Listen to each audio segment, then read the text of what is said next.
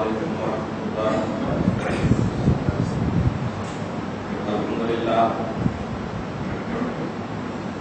الحمدللہ الذی ابدع الأخلاق والتقدير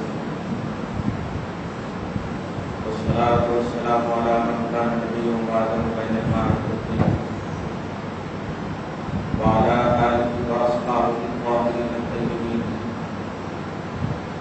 أجمعين، أما بعد، فأعوذ بالله من الشيطان الرجيم، بسم الله الرحمن الرحيم۔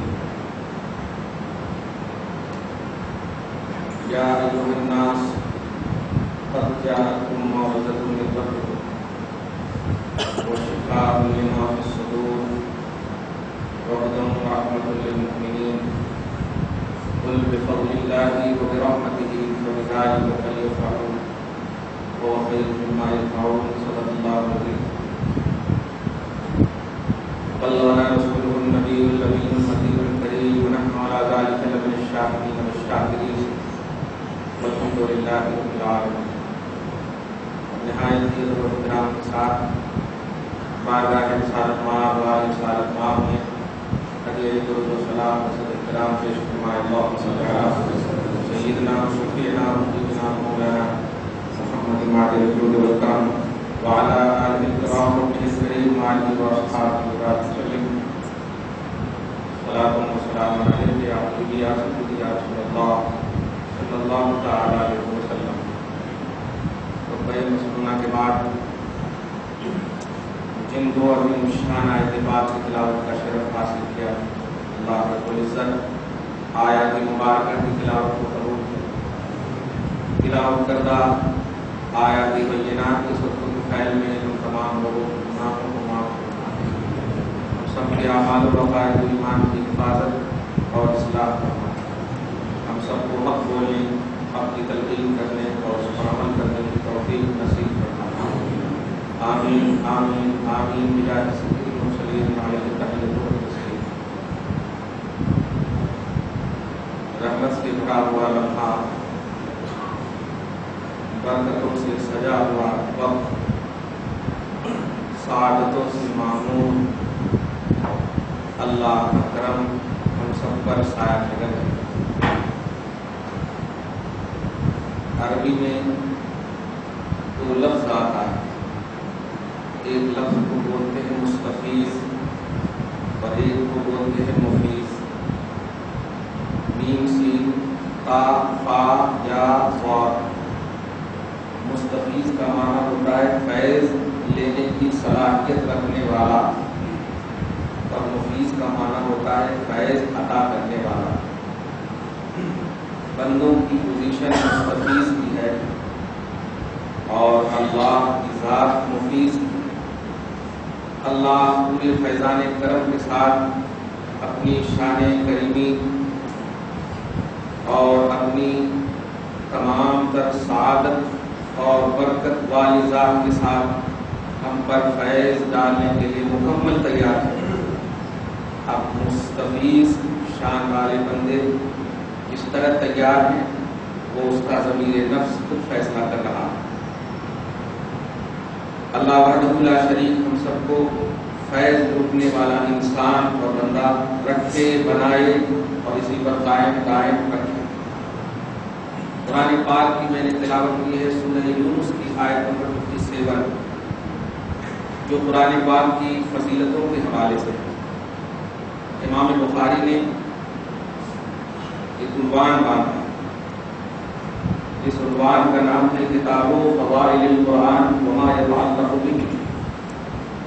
اس میں ایک لائن سے حدیث پاک انہوں نے پیش کی، اور اس عنوان کے بعد کتاب الجمعہ، ایک عجیب اور ایک عظیم لطیفہ اور ایک نقطہ ہے کہ اب تک تو قرآن کو صاحب قرآن سے رمضان کو دونوں سے نسبت حاصل ہے، لیکن امیر المومنین فی الحدیث نے فضائل قرآن کے بعد کتاب الجمعہ کا عنوان باندھ کر کے ایک ذہن دیا ہے کہ جمعہ کو بھی قرآن اور صاحب قرآن سے نسبت حاصل ہے، اس لیے کہ حدیث کے امام جب عنوان باندھتے ہیں تو اس میں کچھ نہ کچھ یقیناً نقطہ رہتا ہے، اور اس ترتیب کو محفوظ رکھا جاتا ہے جس ترتیب میں اللہ اور اس کا رسول راضی.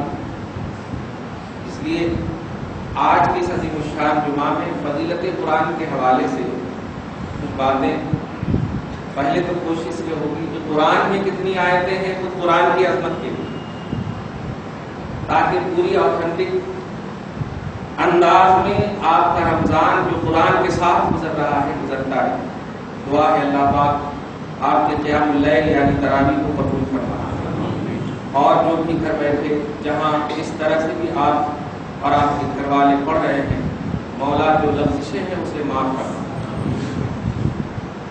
اللہ سبحانہ نے قرآن کی خود فضیلت عطا فرمائی ہے امت کو اور بیان فرمائی ہے. یا ایھا الناس، یہ طے ہو گیا قرآن پاک پوری انسانیت کے لیے آیا ہے. یا ایھا الذین آمنوا اگر ہوتا تو انسانیت کی ایک خاص کوالٹی ایمان والی مراد ہوتی، لیکن یا ایھا الناس کہہ کر قرآن کا خطاب پوری انسانیت کے لیے.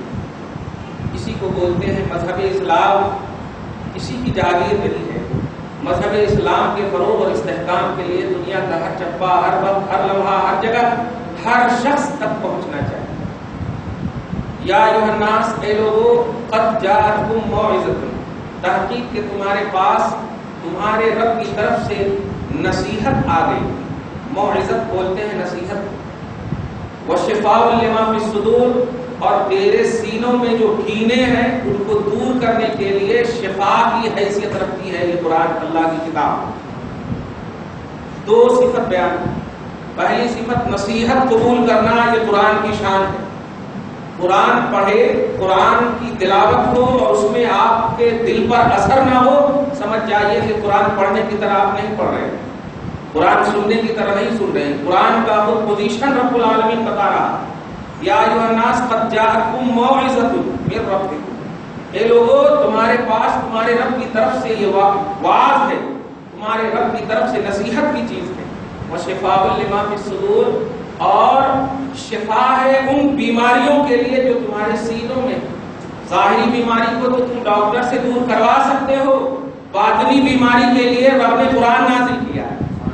سینوں میں کینے ہیں، غیبت چغلخوری سے جو تمہارے سینے داغدار ہو گئے ہیں، اس داغ کو ختم کرنے کے لیے چاہتے ہو. یا ایھا الناس، اے لوگو، شفاء لما فی الصدور، تمہارے سینوں میں جتنی بھی بیماریاں ہیں ان سب زنوں کو دور کرنے کے لیے شفا کی حیثیت رکھتی. یہ دو وصف ہوا. اور تیسرا وصف ہے وہدن، اور یہ قرآن سراپا ہدایت ہے. ایک سائڈ سے ابھی سنیے، 5 منٹ میں دوسرا سائڈ بتا دوں گا، دونوں کو نتیجہ نکال کے چلے جائیے گا انشاءاللہ، مزہ آ جائے گا. رحمت بھرا لمحہ. وشفاء لما کے بعد ہدن، اور یہ قرآن ہدایت ہے. ورحمتن، اور قرآن رحمت ہے. للمؤمنین، یہاں پر آ کر کے اب آپ کو اپنی پوزیشن خود سمجھنا ہے اور اپنی حیثیت جو خاص طور سے آپ ایک مخصوص انداز میں سنتے ہیں وہ خود سمجھنا ہے. اے لوگو، یہ قرآن ہے تمہارے لیے نصیحت، یہ قرآن ہے تمہارے دلوں کے زن کو دور کرنے کے لیے شفا. لیکن اب پیراگراف چینج کر دیا اللہ تعالیٰ نے اور فرمایا وَهُدًى وَرَحْمَةٌ لِّلْمُؤْمِنِينَ. لیکن ہدایت کون پائیں گے اور رحمت کنہیں حاصل ہوگی؟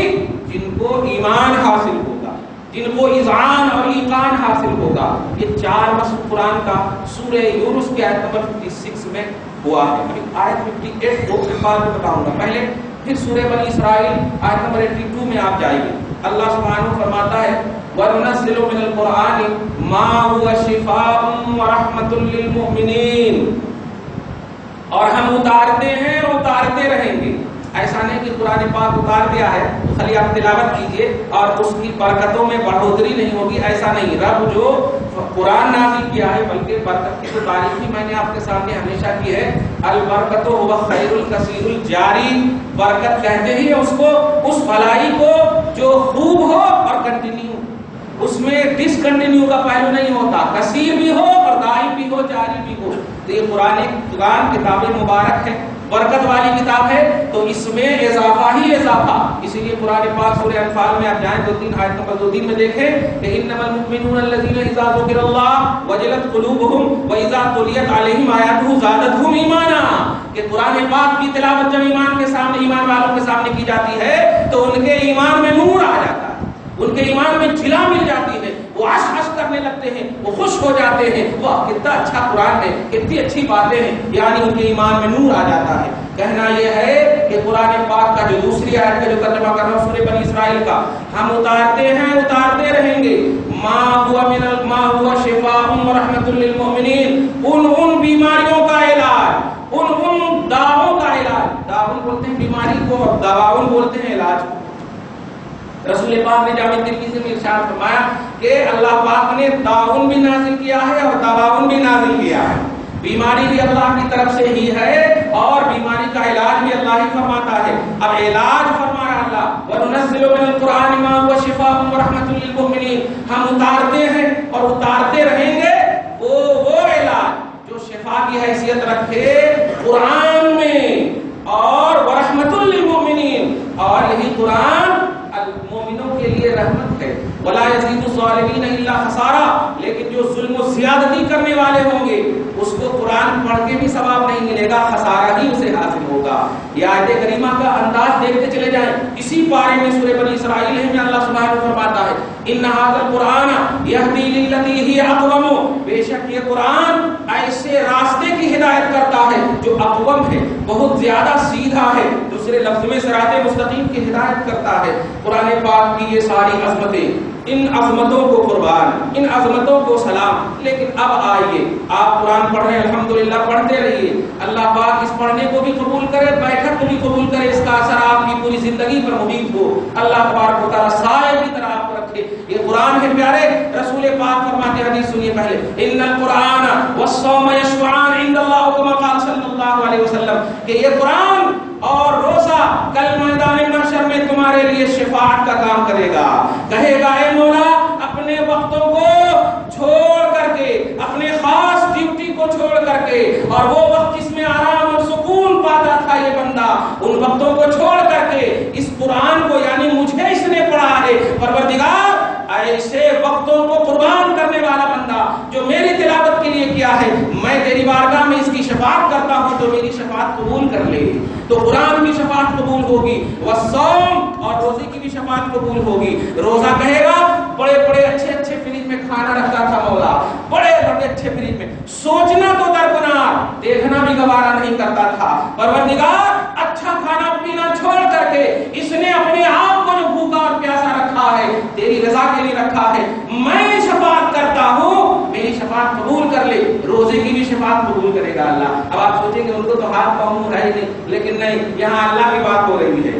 اللہ پاک جسے چاہے، جب چاہے، جتنا چاہے، جس طرح چاہے زبان عطا فرما سکتا ہے۔ چنانچہ پارہ نمبر 24 میں اللہ سبحانہ فرماتا ہے انطق اللہ الذی انطق کل شیء، کہ ہم ہر چیز کو، کل شیء ہر چیز کو نطق عطا کر دیں گے۔ اور ایک حدیث میں تو آپ صراحتاً سنے ہیں کہ یہ جو حجر اسود کو جو بوسہ دیتے ہیں، کل حجر اسود میدان محشر میں جب کھڑا ہوگا تو اللہ ان کو ایک زبان عطا کرے گا اور دو آنکھ عطا کرے گا، دیکھ دیکھ کر کہے گا کہ اس نے محبت مصطفیٰ میں مجھے چوما ہے، بخش دے مولا۔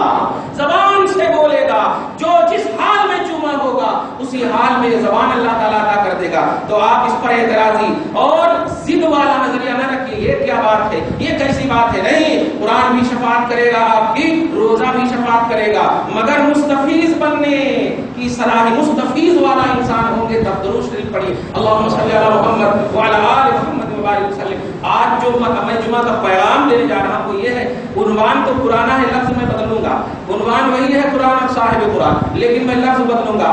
آج یہ ہے کہ آپ قرآن گھر میں پڑھتے ہیں، آپ بھی پڑھیے، گھر میں پڑھتی ہیں وہ بھی پڑھیں، یہاں پڑھتے ہیں تراویح کے ساتھ ہو، حافظ کے ساتھ ہو، کسی بھی طرح ہو، جہاں پڑھتے ہیں پڑھیے الحمدللہ۔ لیکن پیارے دھیان دیجیے گا، ہم نے ہمیشہ اس بات کو کہا ہے، حدیث پاک کا مسئلہ ہے کہ بخاری شریف کی کوئی بھی حدیث پاک پڑھ کر اگر بندہ اللہ کی بارگاہ میں دعا کرتا ہے تو نبی نے امام بخاری سے وعدہ لیا ہے کہ میں اس کی دعا کو قبول کرواؤں گا۔ سبحان اللہ، الحمدللہ۔ امام بخاری جب حدیث پاک لکھتے تھے تو 2 رکعت نفل پڑھتے تھے اور نفل پڑھنے کے بعد استخارہ کرتے تھے۔ آج تو شادی بیاہ کے لیے استخارہ کرتے ہو، کرواتے ہو، لیکن سنیے، امام بخاری کو یوز اینڈ تھرو کرنے والے، سمجھو امام بخاری نے اس مقام پر فائز ہو کر بخاری شریف جو ایک نعمت عظمیٰ کی شکل میں تمہیں دی ہے، بڑی نعمت کی شکل میں دی ہے، اس کو تختہ اختلاف نہ بناؤ، بخاری شریف کو اختلاف کا مدار نہ بناؤ، اس کو دھیان رکھو۔ امام بخاری جب استخارہ کرتے اور اشارہ مصطفیٰ ہوتا کہ امام ابو عبداللہ محمد بن اسماعیل بخاری، جو حدیث تم لکھنا چاہتے ہو وہ میری ہی بولی ہے، لکھ لو۔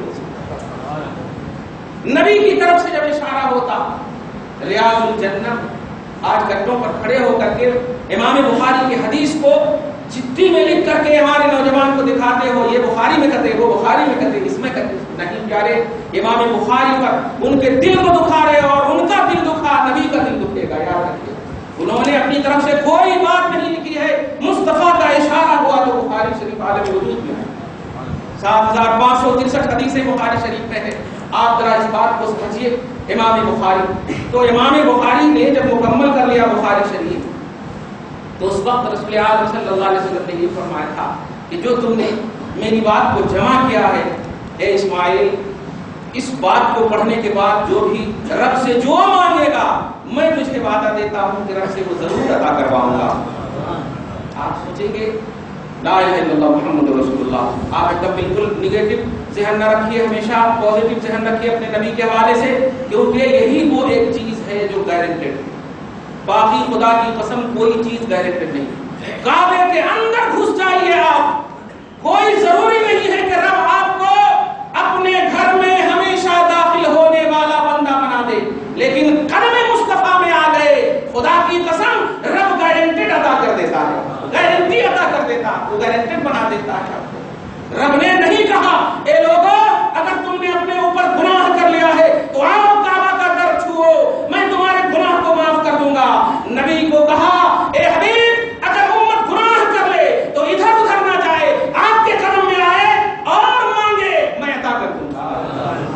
اس لیے پیارے آپ سمجھیے، جو اب جو میسج دینے جا رہا ہوں، جہاں پڑھتے ہیں قرآن پڑھیے، یہ رمضان کو قرآن سے اور قرآن کو رمضان سے بڑی خاص نسبت حاصل ہے، اس لیے اس نسبت کو ضائع ہونے مت دیجیے اور ایک ڈیوٹی اور فارمیلٹی کے طور پر آپ اس کو یوز مت کیجیے، بلکہ یہ وہ عظیم الشان رمضان ہے جو آپ کی شفاعت کرے گا، آپ ہلاکت سے بچیں گے۔ اور یاد رکھیے کوئی بھی فیضان، کوئی بھی قرآن کی باتیں یا کوئی بھی حدیث کا جملہ، دھیان دیجیے گا، اچھا وہ بات میں بھول جاؤں گا، تو حدیث پڑھنے کے بعد نبی نے امام بخاری سے وعدہ لیا ہے کہ جو بھی مانگے گا اللہ سے وہ بندہ میں اس کو دوں گا۔ اسی لیے جب امام ختم بخاری کہیں آپ دیکھتے ہوں گے مدرسے وغیرہ میں، خود جب ہم گلشن رضوی پڑھاتے تھے، ختم بخاری جب ہوتا تو اس میں ایک جملہ نوٹ پہ لکھتے تھے، تمام لوگوں سے گزارش کی جاتی ہے کہ یہ بڑی محفل ہے، اس میں دعا کی قبولیت اکثیر کی حیثیت رکھتی ہے،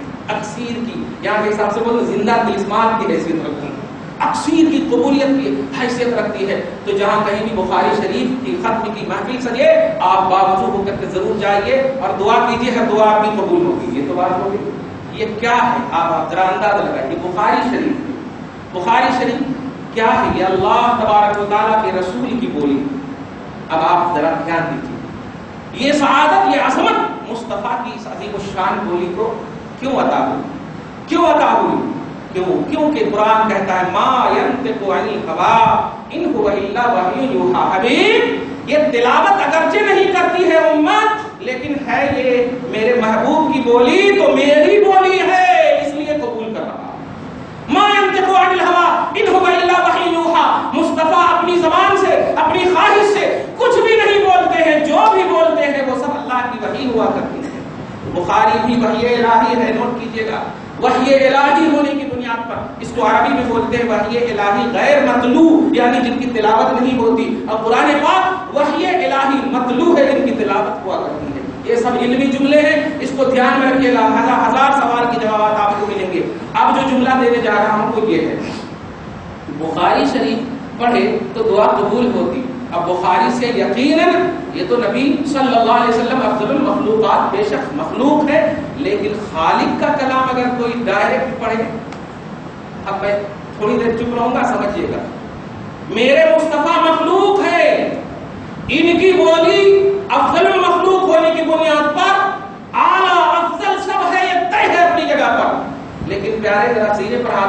بتائیے قرآن پاک اللہ کا کلام، قرآن پاک اگر پڑھ کر کے کوئی دعا کرے کیسے قبول نہیں ہوگی؟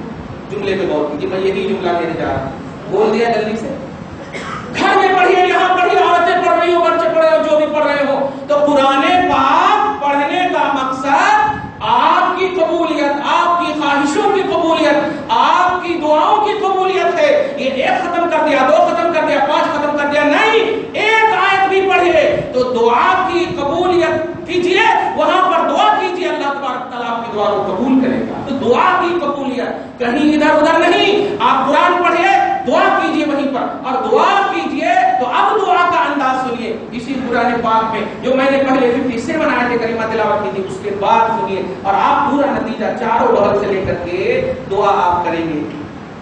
آپ یہ بتائیے سینے پر ہاتھ رکھیے، آج نماز ہے، حج ہے، زکات ہے، روزہ ہے، جتنی بھی چیزیں ہیں، کیا کوئی بھی یہ تمام چیزوں کی ابتدا بغیر تصور مصطفیٰ میں کر سکتا ہے؟ اس کو عقیدت کا نام نہیں، اس کو عقیدے کا نام۔ آپ نماز پڑھتے ہیں، کیا بغیر تصور مصطفیٰ میں پڑھ سکتے ہیں؟ نماز، حج، زکات، جتنی بھی پر کے پلرز آف اسلام کے جتنے بھی پلرز ہیں، 5 ہیں نا جو آتھینٹک ہے، ان کو تو کر ہی نہیں سکتے آپ۔ کہیں پر بھی آپ پورا قرآن، پوری حدیث پاک اٹھا لیجئے، صحابہ ڈائریکٹ نہیں کہتے، توجہ دیجیے گا کہ یہ اللہ کا کلام ہے، نماز تم پر فرض ہے، یہ اعمال ہے، وہ یہ ہے، یہ ہے، وہ ہے، تمام انسان کی، دھیان دیجیے گا، تمام انسان کے عمل کی بنیاد اگر حدیث ہو سکتی ہے تو ان کا منتہا اور اس کی انتہا مصطفیٰ کی ذات ہے۔ یہ جملے پہ غور کیجیے۔ اب میں قبولیت کا نسخہ دے رہا ہوں۔ پہلے تو کہا دعا کرنا ہے، آپ کو قرآن پڑھیے، دعا کیجیے، بخاری سے اعلیٰ قرآن ہے، دھیان دیجیے گا، اور جب بخاری سے دعا قبول ہوتی تو اس سے تو آپ آٹومیٹکلی طور پر قبول ہونے کا عقیدہ ملتا۔ لیکن اب جو دینے جا رہا ہوں، اب رکھا اکھا نہ چلا جائیے مسجد سے، اب جو دے رہا ہوں پیارے سنیے، پھر بھی دعا کیوں نہیں قبول ہوتی؟ اتنا پڑھنے کے بعد قرآن پڑھ کر دعائیں کرتے ہیں امام صاحب، ہم کرتے ہیں، سب کرتے ہیں، قبولیت کی سند کیوں نہیں لگتی ہے؟ بس صرف یہ ہے پیارے کہ دعا فرض و واجب نہیں ہے، مستحب ہے، لیکن جتنے بھی فرائض اور واجبات آپ کو ملے ہیں، کوئی بھی فرض بغیر تصور مصطفیٰ کے عالم وجود میں نہیں ہے، بغیر واجب مصطفیٰ، بغیر تصور مصطفیٰ کے کوئی بھی واجب عالم وجود میں نہیں ہے۔ نماز پڑھو، آقا فرماتے ہیں اس طرح پڑھنا جیسے میں نے پڑھا ہے، زکات دو اتنا دینا رسول پاک نے فرمایا، حج کرو اس طرح کرنا آقا نے فرمایا ہے، روزہ رکھو اتنے دن تک رکھنا رسول نے فرمایا ہے۔ غرض یہ سورس آف نالج ان اسلام کے بارے میں جتنے بھی نالج کا پہلو ہو، وہ عملی پہلو ہو یا اعتقادی پہلو ہو، ان تمام عملی اور اعتقادی پہلو کا دار و مدار مصطفیٰ جان رحمت صلی اللہ علیہ وسلم ہے۔ اب آپ سمجھ گئے ہوں گے، نماز بھی پڑھیے آپ تو رسول پاک کی دعا کی مہر ہونی چاہیے۔ آپ حج کیجئے تو حج میں بھی جتنے بھی اعمال جو بھی ہو، ہم اس طرف ابھی نہیں جا رہے ہیں، اب یہاں پر ہم صرف قرآن پہ لا رہے ہیں۔ اے قرآن تو نصیحت ہے، اے قرآن تو شفا ہے، اے قرآن تو ہدایت ہے، اے قرآن تو رحمت ہے، اے قرآن تو سب کچھ ہے، تو ہمیں کیوں نہیں شفا مل رہی ہے، ہمیں کیوں نہیں رحمت مل رہی ہے؟ جواب مل گیا، اے قرآن کو پڑھنے والے، تو نے قرآن کو رب کا کلام تو سنا اور سمجھا ہے، مگر اس قرآن کو نبی کے تصور میں نہیں پڑھا ہے۔ یہ قرآن اگر تو پڑھ رہا ہے تو اس قرآن کو تیرا پڑھنا سیکنڈ راؤنڈ کا ہے، سب سے پہلے اس قرآن کو زبان مصطفیٰ نے تلاوت کی ہے۔ تو اس تصور میں اگر تو پڑھے گا کہ اے قرآن جب تو نے مصطفیٰ کی زبان سے اپنے آپ کو گزارا تھا تو کیا وہ قبول ہوئی تھی یا نہیں ہے؟ قرآن خود جواب دے گا کہ اے میرے حبیب لا تحرک به لسانک لتعجل به ان علینا جمعہ وقرآنہ، حبیب مکرم میں قرآن ہوں، قرآن آپ زور سے اور حرکت اور عجلت میں نہ پڑھیے، یہ رب نے آپ کی زبان پر وہ تاثیر دی ہے کہ اگر آپ پڑھیں گے تو ہم خود بخود حفاظت کر لیں گے، ہم خود بخود محفوظ ہو جائیں گے آپ کے اندر۔ یہ قرآن نے خود کہا تھا مصطفیٰ کو۔ تو اب آپ کو سمجھ میں آ گیا ہوگا پیارے کہ قرآن پاک کی تلاوت ایک فارمولہ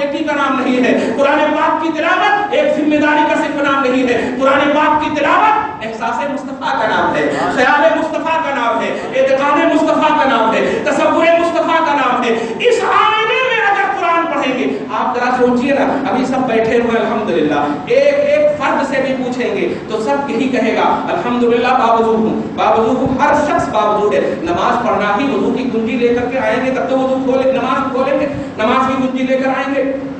سب نیک ہے. یہاں پر وضو کرنا نیکی ہے، سب نیک ہے. نوٹ کیجئے گا، سب نیک ہے. لیکن نیکی کی قبولیت کے لیے جب یہ کہا جا رہا، نیکی کی قبولیت کے لیے یہاں پر تو آپ کو اعتماد اور یقین کامل کی منزل میں بیٹھنا الحمدللہ طے ہے. لیکن ذرا آپ سوچے ہیں، آپ باہر چلے جائیں تو رب العالمین یہاں نہیں آپ کو کہہ رہا ہے اے لوگو اے لوگو اے لوگو اے لوگو. آپ جب گناہ کر لیں تو رب العالمین کہہ رہا ہے اے گنہگارو، اے گنہگارو، اے گنہگارو، اے گنہگارو. کہنا یہ ہے آپ اچھے بچھے ہو تو ایک کمان کے راہ میں گزار سکتے ہیں، لیکن دنیا کا کوئی بھی ایسا شخص نہیں ہے جو اپنے آپ کو آل ان آل اچھا کہہ دے. ارے وقت کا صحابی بھی اگر ہو تو خدا کی قسم رسول پاک صلی اللہ علیہ وسلم کی ایسی تربیت اور ایسی ٹریننگ ہوتی تھی کہ وہ صحابی بھی جب باغوں سے گزرا کرتے تھے تو ان باغوں کی ٹہنیوں کو اٹھا کر کہتے تھے مولا یہ ٹہنی عمر سے اچھی ہے. کیوں؟ اس لیے کہ عمر سے حساب ہوگا اور اس ٹہنی سے حساب نہیں ہوگا. یہ اس طرح تصور رکھتے تھے. میں کہنے جا رہا ہوں یہ کہ مصطفیٰ کی ایک ذات ہے جو ظاہر ہونے سے پہلے بھی معصوم ہے اور جب آپ کے سامنے بھیجا گیا تب بھی معصوم ہے. اس کے بعد مخلوق میں خاص طور سے انسانی مخلوق میں کوئی بھی معصوم نہیں ہے. اس کا کیا مطلب ہوا؟ ہر ایک گناہ، ہر ایک گنہگار. لیکن پیارے کبھی آپ نے سنا ہے کہ گنہگار کو گناہوں کی سزا کے بجائے رب العالمین نے گنہگار کو ہدایت کر رہا ہو؟ اور وہ ہدایت بھی کس بات کی کہ اے گنہگارو میں نے ایک ایسا ڈر رکھا ہے کہ تو اپنے دل کو چھوٹا مت کرنا، تیرے مصطفیٰ پہ حاضر ہو جانا، تیرے گناہ کو قبول کر لوں گا. تیرے گناہ کی بھی عظمت یہ ہے کہ تو مصطفیٰ کے قدم میں آ جا، تیرے گناہ کو معاف کر دوں گا، تیری مغفرت کر دوں گا.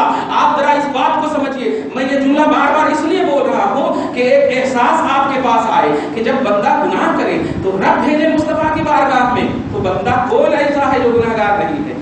کوئی بھی گھمنڈی بھی کرنے والا، خود گھمنڈی کرنا بھی ایک گناہ ہے، تکبر کرنا بھی ایک گناہ ہے، غرور کرنا بھی ایک گناہ ہے، اور عمل میں اترانا تو بہت بڑا گناہ ہے، بہت بڑا گناہ ہے.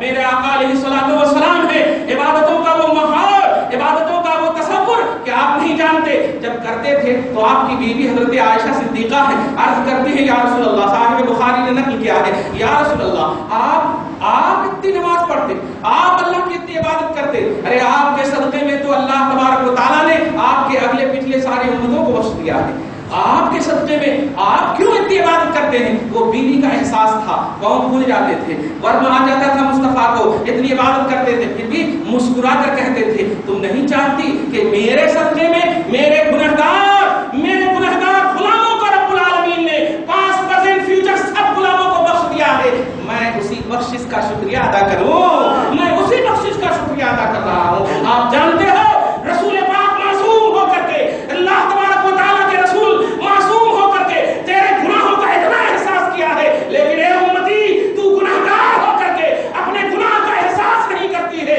کہاں ہے تیری سوچ، کہاں ہے تیری عقل؟ مصطفیٰ تیرے گناہ کا احساس کر کے بخشوائے، اور جب بخشش مل جائے تو شکریہ ادا کرے، اور تو ہے گناہ پہ گناہ کرتا جا رہا ہے اور ٹھیک ہوتا جا رہا ہے. تمہیں روکا گیا چغلخوری سے، تمہیں روکا گیا غیبت سے، تمہیں روکا گیا حسد سے، تمہیں روکا گیا کینہ سے، تمہیں روکا گیا اختلافات سے، تمہیں روکا گیا چپترش سے، تمہیں روکا گیا مخالفت سے، تمہیں روکا گیا دل فکری سے، تمہیں روکا گیا ایک دوسرے کو ستانے سے، لیکن تم ان تمام چیزوں سے باز نہ آئے. میرا نبی 1400 برس پہلے تمہاری ان تمام حرکتوں کو دیکھ کر جب جبرائیل آپ ہی گئے تھے یا رسول اللہ ماذا یبکی کا، آپ کے رونے کی وجہ کیا ہے؟ سورہ مائدہ کے آیت نمبر 18 کے تحت آپ کے رونے کی وجہ کیا ہے؟ رب العالمین نے صرف رونے کی وجہ پوچھنے کے لیے مجھ کو بھیجا ہے. کمال مصطفیٰ دیکھیے، عظمت مصطفیٰ دیکھیے. ارے آج کتنا بھی رونے والا انسان ہو جا کر پوچھ سکتے ہیں مت رو، کہے کو رو رہے ہیں، لیکن جبرائیل سید الملائکہ کو بھیجا جا رہا ہے. یا رسول اللہ رونے کی وجہ کیا ہے؟ آقا علیہ الصلوۃ والسلام نے کہا مجھے میرے گنہگار امت یاد آ رہی ہے، میرے گنہگار امت یاد آ رہی ہے. یہ ایک جملہ سن کر کے پھر چلے گئے. چلے گئے صرف رونے کی وجہ پوچھ کر کے. پھر اللہ کی بارگاہ میں جا کر جب بولے کہ رسول یہ کہہ رہے ہیں کہ گنہگار یاد آ گئے ہیں, پھر اللہ تعالیٰ نے بھیجا. آج اپنی اولاد کو 2 مرتبہ دکان بھیج دیجیے تو غصہ آ جائے. مصطفیٰ کے قدم کا کمال سید الملائکہ سے پوچھ کر سبحان. ارے وہ لاکھ مرتبہ بھی اگر آئے تو جبرائیل تو یہی کہتے تھے یا رسول اللہ. بلکہ رمضان میں جب 2 ختم قرآن آخری سال فرمائے تو اللہ کے رسول کی بارگاہ میں اپنی شان کے مطابق, وہ معصوم ہے, وہ دل چھوٹا کر لیا اپنی شان کے مطابق, ورنہ ان کو دل کہاں, دل جب چھوٹا ہے تو کہ جبرائیل مغموم کیوں ہو. تو جبرائیل نے عرض کیا یا رسول اللہ آج کے بعد سے آپ کی بارگاہ میں نہیں آ پاؤں گا. قدم سمجھو, معصوم عن الخطا سید الملائکہ سید المعصومین, فرشتے. پھر اللہ پاک تعالیٰ نے سیکنڈ راؤنڈ میں بھیجا, جا کر کہا کون آیت کریمہ, اے حبیب مکرم انا سنؤتیک فی امتک ولا نسوک, او کما قال. اللہ تبارک و تعالیٰ نے کہا اے حبیب مکرم جاؤ, جبرائیل کے ذریعے سے سنوایا, اے حبیب آپ اپنی امت کے لیے رو رہے ہیں, ہم آپ کی گنہگار امت کو بخش دیں گے اور آپ کو راضی کر دیں گے, آپ کا دل نہ دکھائیں گے. اور جب یہ جملہ سنا تو سنیے, یہ کوئی حج اور فرضیت اعمال کا مسئلہ نہیں ہے, یہ ڈائریکٹ نبی اور امت کا مسئلہ ہے. نوٹ کرنا, یہ ڈائریکٹ امت اور نبی کا مسئلہ ہے. نبی پاک کو جب یہ کہا گیا تو اختیار کا پہلو نہیں تھا اس میں, لیکن مصطفیٰ جانتے ہیں تقاضۂ کلام ربانی کو, مشیت قول خدا کو, خدا کے حکم کو نبی جانتے ہیں. پروردگار عالم کے رسول نے جب یہ جملہ سنا انا سنؤتیک فی امتک ولا نسوک, کہ ہم آپ کو راضی کر دیں گے آپ کی امت کے بارے میں اور آپ کا دل نہیں دکھائیں گے, تو اسی وقت کہا تھا رسول اعظم نے اذا لا ارضى واحدا من امتی فی النار, کما قال, کہ یا اللہ تو نے عام فرمایا ہے راضی کر دیں گے, اور سن میری طرف سے جملہ کہ میں اس وقت تک راضی نہیں ہوں گا جب تک کہ ایک بھی گنہگار امتی جہنم میں موجود ہوگا, ایک بھی موجود ہوگا. ایک انسان, ایک اختلاف کرنے والی امت, ایک لڑائی جھگڑے کرنے والی امت, ڈر اللہ کے رسول کے اس تصور سے, سوچ مصطفیٰ کے اس دعا کو, دیکھ مصطفیٰ کے اس تصور کو. مصطفیٰ نے کیا کہا, ایک بھی اگر جہنم میں رہے گا میرا گنہگار غلام, تو میں نہیں راضی ہوں گا. تو اللہ پاک نے کہا حبیب آپ جس میں راضی ہوں گے میں وہی راضی کر کے, ہم راضی کر کے چھوڑیں گے آپ کو. آپ راضی نہیں ہوں گے, ہم راضی کر کے چھوڑیں گے. میرے اوپر کوئی نہیں ہے, تیرے اوپر تو میں ہوں گا. ہم راضی کر کے رہیں گے. یہ کس کے لیے کہا, یہ جمن جمراتی کالے گورے کے لیے نہیں, یہ مصطفیٰ اپنے غلاموں کے لیے کہہ رہے ہیں. امت میں اختلاف مت ڈالو, امت میں تفرقہ مت ڈالو, امت میں اختلاف مت ڈالو. تو میں جو جملہ دینے جا رہا ہوں وہ یہ ہے کہ میرے آقا علیہ الصلوۃ والسلام کے پروانوں, قرآن پڑھو, جتنے بھی اعمال, نماز پڑھ رہے ہو آپ, حج کر رہے ہو آپ, زکات دے رہے ہو آپ, یہ ساری چیزیں آپ کر رہے ہو کرو. اب سنو آیت کریمہ, آیت نمبر 57 تلاوت کی ہے جس میں قرآن کی عظمت کا اعلان. لیکن اسی کے بعد ابھی آپ 2-3 مہینہ پہلے بھی جو میلاد النبی کے حوالے سے وہ آیت کریمہ سنے بھی ہو, سورہ یونس آیت نمبر 58 میں اللہ سبحانہ فرماتا قل بفضل اللہ وبرحمتہ فبذلک فلیفرحوا. امت کے سارے مفسرین, جمہور مفسرین کا اتفاق ہے کہ اللہ تبارک و تعالی نے اپنے حبیب کو اپنا فضل اور اپنی نعمت اور اپنی رحمت قرار دیا ہے. چنانچہ سورہ آل عمران کے آیت نمبر 147 یا 164 میں اللہ سبحانہ نے فضل اور انعام کا تو اعلان فرمایا, لقد من اللہ علی المؤمنین, رب کا بڑا فضل ہے مومنین کے اوپر کہ اس نے اپنے حبیب کو بھیج دیا.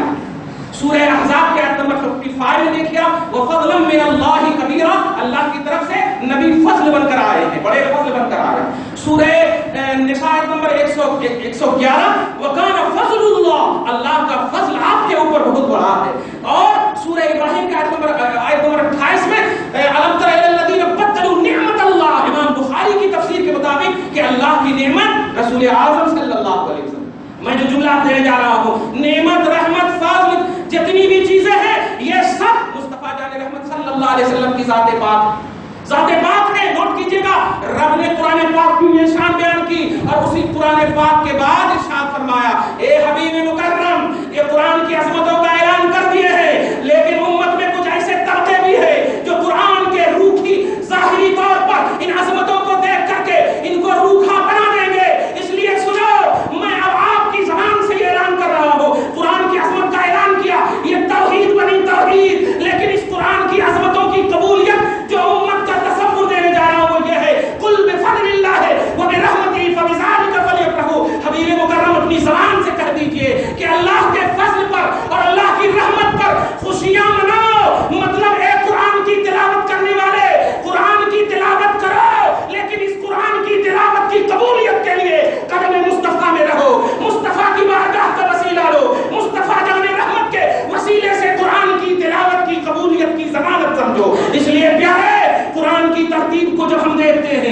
قرآن یہی خود کہتا ہے، اے مجھے پڑھنے والے، اے میری تلاوت کرنے والے، سن، یہ تلاوت کر رہے ہو، کلام ربانی نیت اچھی ہے، لیکن اس تلاوت کی قبولیت مصطفیٰ جان رحمت کے وسیلے سے ہوگی، نبی اعظم کے وسیلے سے ہوگی۔ قرآن صاحب قرآن کے بغیر قبول ہی نہیں ہے، قرآن کی تلاوت صاحب قرآن کے بغیر قبول ہی نہیں ہے۔ اب آپ پورا سمجھ گئے ہوں گے کہ رمضان کو قرآن سے بڑی عظیم فضیلت حاصل ہے، رمضان کو قرآن سے، قرآن کو رمضان سے نسبت بڑی عظیم نسبت حاصل ہے، لیکن ان نسبتوں کا احترام آپ کو اعتقاد راسخہ میں کرنا ہوگا، کھلے اور روکھے انداز میں نہیں کرنا ہوگا۔ بڑا افسوس ہوتا ہے جن کا دل دکھتا ہے۔ میں سورہ مائدہ کی لاسٹ آیت کریمہ، سورہ مائدہ کے آیت نمبر 35 کو تلاوت کر کے بھی حدیث میں نہیں تلاوت کر کے ذہن دے دیتا ہوں۔ یا ایھا الذین آمنوا اتقوا اللہ، یہ بتائیے قرآن جو بھی پڑھتا ہے بغیر وضو کے نہیں پڑھتا۔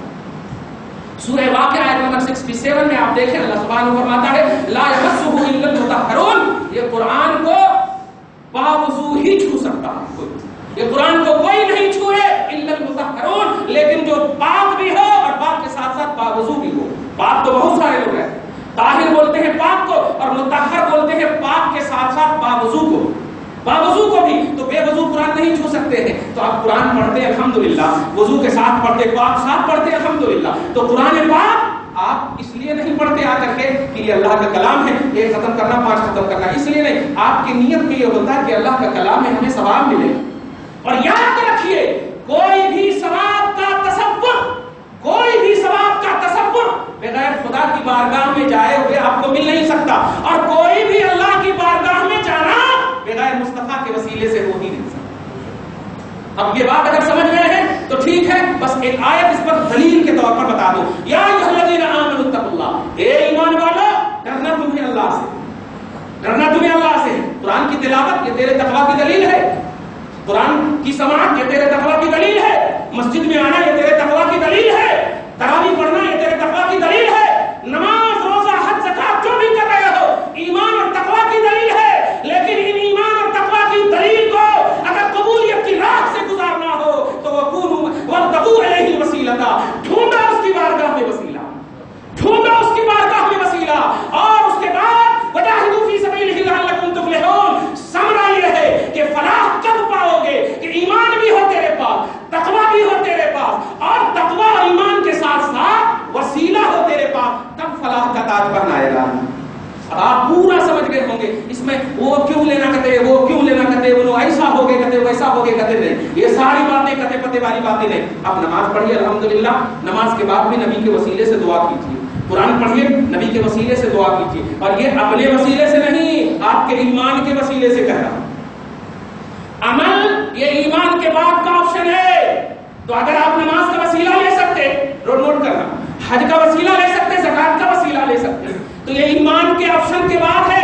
ایمان لا الہ الا اللہ محمد رسول اللہ، پہلے ایمان ان الذین آمنوا، پھر ہے وعملوا الصالحات۔ تو ہم نہیں روکتے آپ کو کہ آپ نماز حج زکات کا وسیلہ مت لیجئے، آپ اپنے سارے عمل کا وسیلہ لیجئے، لیکن جب عمل جو سیکنڈ آپشن ہے اس کا وسیلہ لے سکتے اور یہ عمل ایمان کے بغیر ہو ہی نہیں سکتا، تو حیثیت تو ایمان کی زیادہ ہوئی نا، اور جب حیثیت ایمان کی زیادہ ہوئی اور ایمان ہے آپ کا رب اور آپ کا نبی دونوں، تو اگر آپ وسیلہ لے رہے ہیں جیسے بھی کہتے اے اللہ تیرے وجاہ کے وسیلے سے، تیری جاہ و مرتبت کے وسیلے سے، اے مصطفیٰ تیرے کرم کے وسیلے سے۔ اس لیے جو بھی عمل کرنا ہے، خاص طور سے رمضان کی مقبولیت، رحمت و سعادت کی لبریزی، یہ ساری چیزوں کی قبولیت کا ثمرہ اگر لینا ہو، قرآن کی شکل میں ہو یا تراویح کی شکل میں ہو، تلاوت سماعت جہاں کہیں بھی ہو، گھر میں بھی بچیوں کو جو بھی پڑھ رہی ہیں پڑھنے، سب کو کہیے جب بھی قرآن پاک ایک پارہ پڑھے، پڑھنے کے بعد وہ اٹھ نہ جائے، بند نہ کرے، ہاتھ اٹھائے اور اتنا صرف بول دے مولا آج جتنا میں نے پڑھا صاحب قرآن کے وسیلے سے قرآن کو قبول کر لیجئے دعا، پروردگار عالم آج کی اس خصوصی گفتگو کو قبول فرما لے، مولا اپنے کلام کو اپنے نبی کے وسیلے سے قبول فرما لے، یا اللہ تراویح کو قبول فرما لے، یا اللہ بیٹھنے کو قبول فرما لے، یا اللہ سونے کو قبول فرما لے۔ تو نے روزے داروں کی بدبو کو خوشبو سے اعلیٰ بنا دیا ہے، مولا قرآن تو خوشبو ہے، تلاوت تو خوشبو ہے، اعمال تو خوشبو ہے، مولا جب بدبو اعلیٰ ہے تو یہ خوشبو کو کیسے قبول نہیں کرے گا؟ لیکن پروردگار ہم جانتے ہیں تیرا مطلب، ہم جانتے ہیں تیرا مقصد، ہم جانتے ہیں تیری مشیت کہ تو اپنے حبیب